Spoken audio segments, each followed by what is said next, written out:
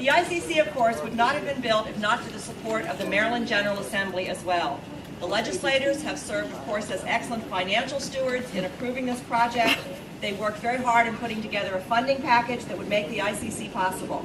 Our next speaker was a leading voice in that fight, and she's representing the Senate President, Mike Miller, here this morning, Senator Jennie Forehand. Good morning. Did you ever think this day would come? We were hoping it wouldn't. No. I would like to join you with our guests here on the podium. Senator Miller would love to have been here today, but he said he would turn me loose telling some of the stories about things that happened.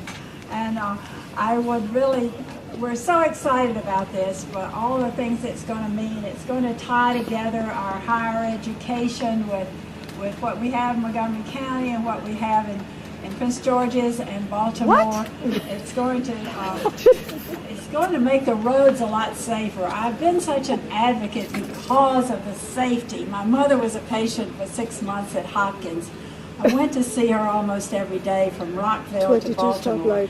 And the accidents that I saw where they had just happened, and those utility poles this far from the edge of the pavement were just dangerous. And so Senator Miller asked me to tell some of the stories. I will spare you on most of them. But former Delegate Richard LeVay and I and many others here today started a website long time ago, iccyes.org. And this was to give the truth about what was going to happen with this road and how it was going to be such a positive thing. I think there have been many obstacles, but so many of you today are, it's like old home week seeing so many of you. And I'm very excited about the impact this is going to have on our economy. And I really thank the labor, all the people who worked on this. And I would like to recognize one person who, Melinda, would you come forward? Melinda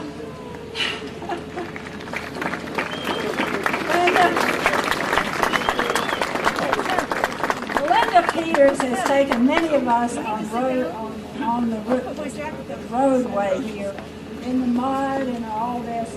But to pull off such a fantastic project, we're so proud of you and all the leadership and all the people that you helped get this done. So we wish you well.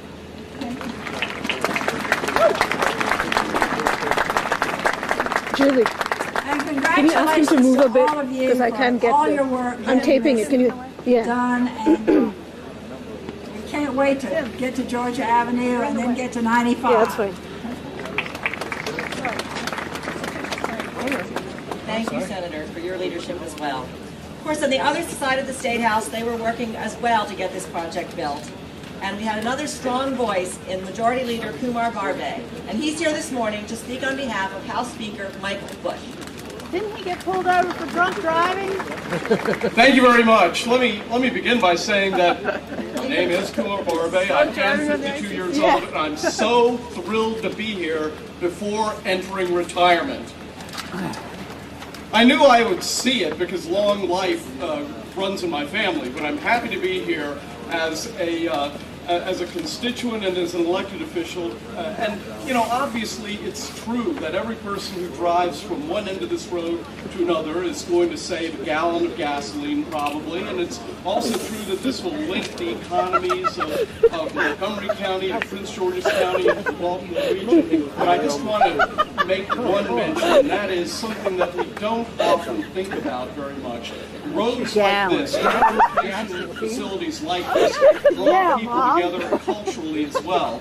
As a person who represents the center and western parts of Montgomery County, for a very, very long time, it was true that people who I represented and people who were in to the west really didn't go to Baltimore City very much. It was very difficult to get to BWI Airport. Now, today, we are drawing together the entire state of Maryland in a way that's going to be not just economically and vital, but in a way that's going to be culturally important as well. And finally, let me just say that I would be remiss as Majority Leader if I did not acknowledge a couple of former delegates who are also very, very instrumental in the passage of this legislation. I see in the crowd former Delegate Cheryl Kagan. I see former Delegate Carol Petzold someplace here. Operative word! Cunahan, who I believe is here. I think the Senator mentioned my good friend Rich LeVay, who is somewhere here. And I see, before he was a senator, John Giannetti was a delegate and a great supporter as well. Thank you very much. What a wonderful day this is. A gallon of gas! Yeehaw! Okay, we're getting ready to close here. Yay! Worked so hard for so long to get Close to the make this day ICC! possible. Construction workers to our elected officials.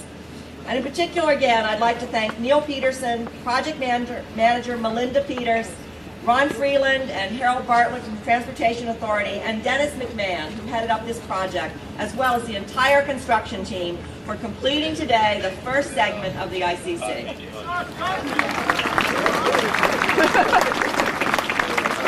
You can stop lying now! And now it's time for the big event.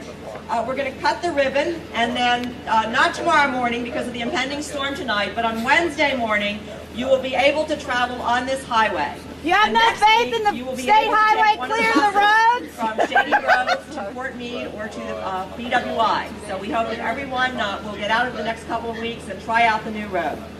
And now we're going to actually have two ribbon cuttings, if I can explain. We're going to move the podium and have a ribbon cutting speakers up here. And then we'll be going down front, and we'd like the folks that are on the first row, the dignitaries there, if they would join us for the second ribbon cutting. The workers that are going to